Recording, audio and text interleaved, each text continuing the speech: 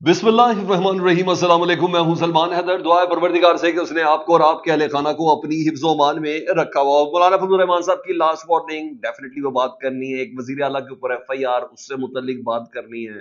یہ crack down کا اچانک فیصلہ جس میں بہت سے ایسے ادارے شامل ہو گئے، اس کی کچھ ڈیٹیلز بتانی ہے، لیکن ان سب سے پہلے کچھ خبریں پلیس بھی ہمیں کی گئی ہیں کہ چلا دیں ذرا، اس کی بھی کچھ ڈیٹیل میں نے آپ کو بتانی، اس کا کیا مطلب ہے ان خبریں چلوانے کا، اور اس موقع پر وہ بھی پیپلز پارٹی کی طرف سے اس کی کچھ ڈیٹیل بتانی ہے۔ لیکن وہ جو کہتے ہیں نا میرا بھی وقت آئے گا، جی ہاں وہ وقت آ گیا، اس کی تفصیل سب سے پہلے میں آپ کے سامنے رکھتا ہوں۔ وہ کوئی اور نہیں ہے جی، آپ کو یاد ہے پاکستان تحریک انصاف کے ایک رہنما ہیں عادل بازئی، جی ہاں، انہیں پی ٹی ایم میں شمولیت کی بڑی قیمت چکائی، بڑی قیمت، ان کے پلازے ولازے گھر ور سب کو، پلازے کو آگ لگ گئی، اپنے سیل کر دیا، نہیں آگ بھی لگی تھی، توڑ پھوڑ کی گئی تھی، سوری وہ کی گئی تھی، پھر انہوں نے غائب بھی رہے، اور غائب ان کی بڑی بامعنی قسم کی ان کی غیبت بھی تھی، تو یہ سب چیزیں تو تھی۔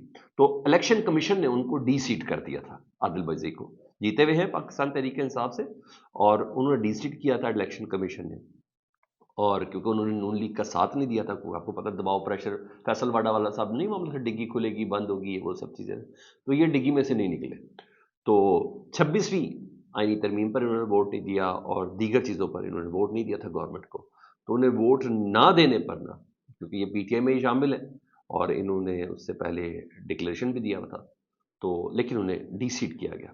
اب انہیں ڈی سیٹ کیا گیا نا، تو ان سے متعلق یہ کہہ کے ڈی سیٹ کیا گیا کہ آپ پہلے نون لیگ میں تھے، تو اس لیے آپ کا کوئی تعلق نہیں ہے، اس لیے آپ کو اسمبلی میں رہنے کا کوئی حق نہیں ہے۔ حالانکہ ان صاحب نے الیکشن سے پہلے نہ صرف ڈکلیریشن دی تھی، بلکہ ابھی یہ جو ڈی چوکی کال تھی اس میں بڑے گج وج کے پہنچے تھے، اور اس بندے کی مثال دی جاتی ہے۔ ایون 26ویں آئینی ترمیم میں یہ بندہ پی ٹی آئی کے ساتھ کھڑا ہوا تھا، یعنی کسی اس کے ساتھ نہیں، اور یہ ان کی سٹیٹمنٹس، یعنی کہتے ہیں ایک استعارہ بن گیا تھا پاکستان تحریک انصاف کا، کھڑے ہونے والا، اپنے پیروں پر کھڑے ہونے والا، اور غائب بھی نہیں ہوا تھا، یعنی یہ والی چیزیں تھی۔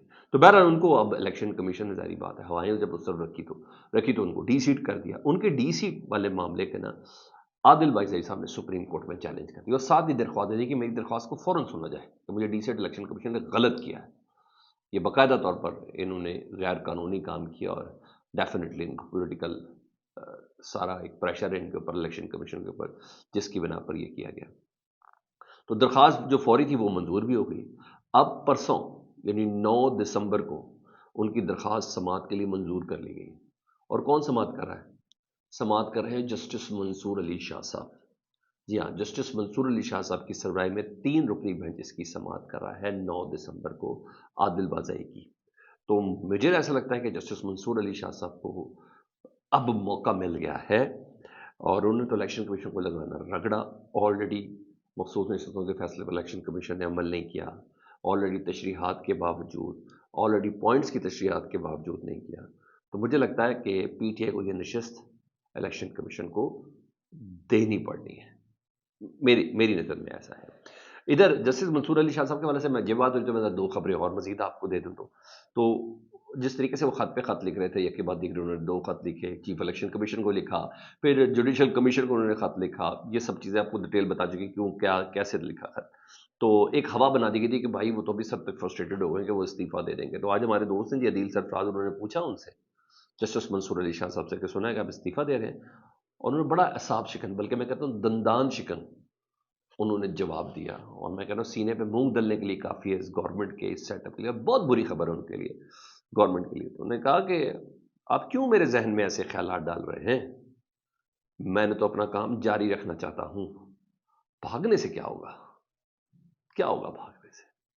جو ذمہ داریاں سسٹم کے اندر رہ کر کردار ادا کر سکتے ہیں وہ جاری رکھیں گے، باہر بیٹھ کر تو کچھ بھی نہیں کر سکتے۔ یقیناً وہ باہر بیٹھ کے بعد ان کی نظر میں مظاہر علی اکبر نقوی صاحب اور اعجاز الاحسن صاحب کی مثال تھی نا، وہ استعفیٰ دے کے خاموش، سسٹم میں رہ کے ہو، اس دور میں جی کے دیکھیں نا جس دور میں جینا مشکل ہو، تو وہ کہیں بھاگنے والے نہیں۔ انہوں نے کہا میں ادھر بیٹھ کے بتاؤں گا کہ کیا خامیاں کیا ہے، اور میرا جہاں تک خیال ہے اس بار حکومت کے پاس نا اس جج کی کوئی آڈیو ویڈیو نہیں ہے، اس لیے اتنا اعتماد ہے جسٹس منصور علی شاہ صاحب اور وقت کو بدلتے ہوئے، وقت کو پلٹتے ہوئے کبھی دیر نہیں لگتی، یہ یوں یوں یوں یوں بدلتا ہے۔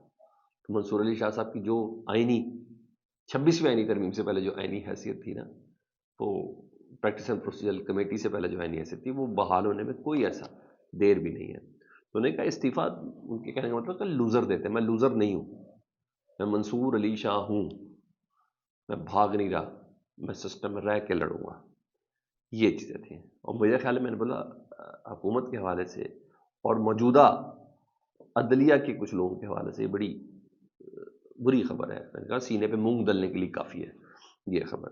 اور ادھر اسلام آباد ہائی کورٹ بار کی طرح لاہور ہائی کورٹ بار نے بھی جی جسٹس منصور علی شاہ صاحب کے اس خط کی تائید کر دی جس میں انہوں نے کہا ہے چیف جسٹس صاحب کو کہ 26ویں آئینی ترمیم کی جو 2 درجن درخواستیں ہیں نا، ان کو پہلے سماعت کے لیے منظور کریں، اس کے بعد جوڈیشل کمیشن کا اجلاس بنائیں۔ تو آوازیں اب ان کے ساتھ مزید تگڑی ہو گئی ہیں، اسلام آباد بار بھی اور لاہور ہائی کورٹ بار بھی۔ تو پھر یہ چیزیں تو چل رہی ہیں یہاں۔ تو میں نے کہا میں آپ کو یہ سب خبریں بتا دوں گا، میرا بھی وقت آئے گا، تو وہ وقت میرا خیال ہے منصور علی شاہ صاحب کا اب آ گیا ہے، اور منڈے کو وہ بتائیں گے، منڈے کو بتائیں گے، پھر دیکھیں گے کیا ہوتا ہے۔ رانا ثناء اللہ صاحب، جی ہاں، ان سے متعلق ہے کہ ایک کیس ہے ان کے پہ وارنٹ گرفتاری، ناقابل ضمانت وارنٹ گرفتاری جاری ہے، ایکس کاؤنٹر ہے، وہ گجرانوالہ کا کیس ہے، 2020 کا پی ڈی ایم کے دور میں کوئی جلسے ولسے پہ ان کا ہوا تھا معاملہ، ان کو گرفتار تو نہیں کیا جائے گا لیکن وہ پیش بھی ہو جائیں گے۔ تو ان کے اوپر ایف آئی آر جو تھی اس کے اوپر ان کے ناقابل ضمانت وارنٹ گرفتاری جاری ہوئے۔ میں نے کہا یہ میں آپ کو بتا دوں۔ ایک اور چیز ہی جو خبر میرے اور آپ تک، مجھ تک، ہم تک پلیس کی جا رہی ہے کہ یہ کہتے ہیں، وہ ہے پیپلز پارٹی سے متعلق۔ پیپلز پارٹی کے متعلق بتایا جائے اندر سے پیپلز پارٹی کے اندر آوازیں اٹھ رہی ہیں، دباؤ ہے۔ میں نے بولا یہ خبر پلیس کی گئی ہے کہ چلوائیں، یہ کریں ذرا۔ تو ذرائع کا کہہ کے، جس طرح ذرائع کا کہ سیکورٹی ذرائع نہیں ہوتے، جس طرح نون لیگ کے ذرائع نہیں ہوتے، اس طرح یہ والے بھی ذرائع ہوتے۔ تو آوازیں اٹھ رہی ہیں کہ دباؤ ہے پاکستان پیپلز پارٹی کے رہنماؤں کا کہ حکومتی حمایت ترک کر دیں۔ انٹرنل میٹنگ کے حوالے سے معلوم ہوا ہے کہ سینئر رہنما حکومت کی حمایت کے مخالف ہیں، اسپیشلی پنجاب میں ان کو کوئی لفٹ نہیں ہے پیپلز پارٹی کو، اور کے پی کے کا حوالے سے انہوں نے کہا کہ ہمیں کسی قسم کا کوئی شیئر نہیں دیا۔ تو پی پی اور کے پی کی جو قیادت ہے نا، اس دونوں نے کہا ہے کہ سخت موقف اپنائے حکومت کے حوالے سے، جبکہ پیپلز پارٹی سندھ اور بلوچستان افہام و تفہیم سے مسائل کا حل کا مشورہ دیتی ہے۔ وفاق اور پنجاب حکومت نے پیپلز پارٹی کو کھڈے لائن کر کے رکھا ہوا ہے، یہ خبر پلیس کی گئی ہے۔ اور بلاول بھٹو صاحب نے تمام رہنماؤں کو معاملات حکومت سے اٹھانے کی یقین دہانی کرائی ہے۔ مطلب اکثریت سی ای سی کا جو ان کا اجلاس ہوتا ہے اس میں بھی جارحانہ رویہ اپنانے کا کہا گیا ہے۔ یہ خبر میں نے کہا آپ کو چلوائی گئی، تو اس کا بڑا مطلب ہے کیونکہ فیصل واڈا صاحب پہلے ہی ملاقات کر کے کہہ چکے ہیں جی بلاول بھٹو کا تو چہرہ مبارک ہی وزیر اعظم والا ہے، تو وہ بن سکتے ہیں۔ تو باقی بات آپ میرا خیال ہے سمجھ جائیں گے، خبروں کو چلانے میں کہ تھوڑا پریشر دے کے حکومت کو رکھنا ہے، ایک ہوا بنا کے رکھنی ہے، یہ بھی بڑا میٹر کرتا ہے جی۔ یا یہ چیز تھی۔ اب سوشل میڈیا پر جو کریک ڈاؤن کی چل رہا ہے، خبریں نہیں باقاعدہ چل رہا ہے، تو اس کو فالو ہے، مزید مقدمات درج کیے گئے ہیں۔ سابق وزیر اعلیٰ گلگت بلتستان خالد خورشید صاحب اور ان سمیت 13 ملزمان کے خلاف مقدمات درج کر لیے گئے ہیں۔ خالد خورشید صاحب بھی قافلہ لے کے آئے تھے ڈی چوک میں، اور ان کے بیانات بھی بڑے سخت تھے، اور ویسے بھی خالد خورشید صاحب سابق وزیر اعلیٰ گلگت بلتستان ہے، اور موجودہ وزیر داخلہ محسن نقوی صاحب کے ساتھ آپ کو پتہ ہے ان کا بہت زبردست الیکس سے لے کے بہت زبردست قسم کا میچ ہے، تو ان کے خلاف بھی ایف آئی آر درج ہو گئی ہیں، اور نہ صرف درج ہوئی ہیں، اس میں ظاہر بات ہے اے ٹی سی وغیرہ یہ تمام دہشت گردی کی تمام ہے، لیکن ابھی لطیف کھوسہ صاحب کے اوپر ایف آئی آر ہونی ہے، جو میرے پاس خبر کنفرم ہے، وہ ہونی ہے۔ لیٹس سی دیکھیں کیا ہوتا ہے۔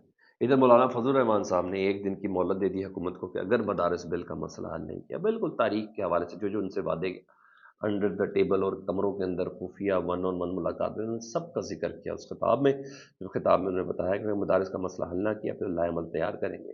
اور اسٹریٹ پاور تو آپ کو پتہ ہے مولانا فضل الرحمان کی اسٹریٹ پاور کی بدولت ہی پی ڈی ایم پوری چلی تھی اور پی ڈی ایم پوری لانچ ہوئی تھی۔ کل کوئی مجھے کہہ رہا تھا پروگرام میں کہ کیا ہو جائے گا مولانا صاحب آ جائیں گے تو ہمیں تو کسی قسم کا کوئی فرق نہیں پڑتا۔ یہ پیپلز پارٹی کے قادر مندوخیل صاحب ہمارے پروگرام میں کہہ رہے تھے، سب آ جائیں گے تو پھر پتہ چل جائے گا۔ لیٹس سی دیکھیں کیا ہوتا ہے۔ میرا مولانا صاحب کہتے ہیں کہ آپ کا کوئی اعتراض بھی میں چمٹے سے بھی نہیں پکڑ سکتا، انہوں نے یہ بولا کوئی قابل غور آپ کا اعتراض نہیں ہے کہ مدارس رجسٹریشن کا مسئلہ ہر حال میں حل کرنا ہی کرنا. آپ لوگوں نے 26ویں آئینی ترمیم پر تو آپ لوگوں نے اس پہ کوئی اعتراض نہیں کیا تھا مدارس بل کے اوپر. اب کیوں ہم سرکار کے حوالے نہیں کریں گے؟ ہم اپنے مدارس سرکار کے حوالے نہیں کریں گے. کل تک کی وارننگ دی اور پھر ان کا سختی سے نپٹنے کا اعلان ہے. مولانا صاحب خود منائیں گے بھائی، ہر حال میں منائیں گے، اب یہ افورڈ نہیں کر سکتے. حکومت کہہ رہی ہے سول نافرمانی جو ہے نا وہ بالکل ناکام ہے، نہیں ہو سکتی. خواجہ آصف صاحب ابھی تھوڑی دیر پہلے کہہ رہے تھے یہ ممکن یہ پاگل ہیں پی ٹی آئی والے. 2014 میں بھی کہتے ہیں بل چلائے تھے سب دیے تھے، پتہ نہیں یہ کیوں کریں. اگر نہیں ہو سکتی تو سر جانے دینا، تکلیف کیوں ہو رہی ہے؟ کس چیز کا ڈر ہے؟ لیٹ اٹ گو، اگنور کریں. جو چیز ہے ہی اہمیت کے لیے نہیں، بقول آپ کریں اہمیت کی حامل نہیں ہے، اس کو جانے دیں. اس کا مطلب ہے نہیں، پریشانی آپ کو ہے. اور یہی کہا تھا عمران خان صاحب نے، میں نے پریشان کروں گا، اور آپ پریشان ہو رہے ہیں. فیڈ بیک سے متعلق ضرور آگاہ کریں. اپنا بہت زیادہ خیال رکھیں. اللہم صلی علی محمد.